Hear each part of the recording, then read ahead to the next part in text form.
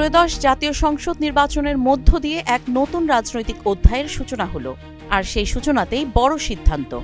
ক্ষমতার করিডরে এখন একটাই প্রশ্ন, প্রধানমন্ত্রী তারেক রহমান কাদের হাতে তুলে দিলেন রাষ্ট্র পরিচালনার গুরুত্বপূর্ণ দায়িত্ব।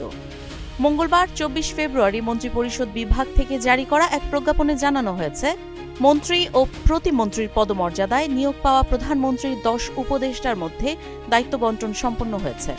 রুলস অব বিজনেস অনুযায়ী নিজ ক্ষমতাবলে এই দায়িত্ব ভাগ করে দিয়েছেন প্রধানমন্ত্রী তারেক রহমান।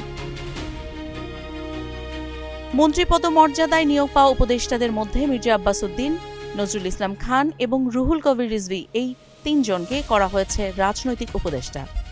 সেই সাথে প্রশাসনের গুরুত্বপূর্ণ খাতে দায়িত্ব পেয়েছেন মোহাম্মদ ইসমাইল জবিউল্লাহ, তিনি দেখবেন জনপ্রশাসন মন্ত্রণালয়।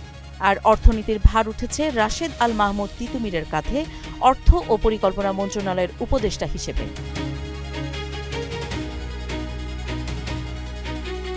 অন্যদিকে প্রতিমন্ত্রীর পদমর্যাদায় নিয়োগ পাওয়া উপদেষ্টাদের মধ্যে হুমায়ুন কবিরকে দেওয়া হয়েছে একসঙ্গে পররাষ্ট্র, দুর্যোগ ব্যবস্থাপনা ও ত্রাণ এবং বেসামরিক বিমান পরিবহন ও পর্যটন মন্ত্রণালয়ের দায়িত্ব, যা নিঃসন্দেহে কৌশলগতভাবে অত্যন্ত গুরুত্বপূর্ণ। প্রতিরক্ষা মন্ত্রণালয়ের দায়িত্ব পেয়েছেন ব্রিগেডিয়ার জেনারেল অবসরপ্রাপ্ত শামসুল ইসলাম।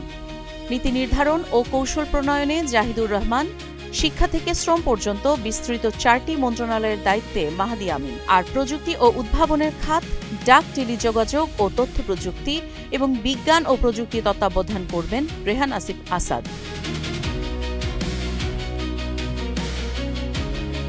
উল্লেখ্য, ১৭ ফেব্রুয়ারি তারেক রহমানের নেতৃত্বাধীন নতুন সরকারে এই ১০ জনকে উপদেষ্টা হিসেবে নিয়োগ দেওয়া হয়। এর আগে বিএনপি চেয়ারম্যান তারেক রহমান প্রধানমন্ত্রী হিসেবে এবং ২৫ জন পূর্ণমন্ত্রী ও ২৪ জন প্রতিমন্ত্রী হিসেবে শপথ নেন।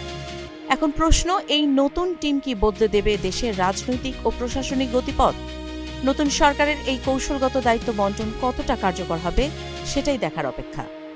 কাজী ইশরাত জাহান দৃষ্টি, নাগরিক প্রতিদিন।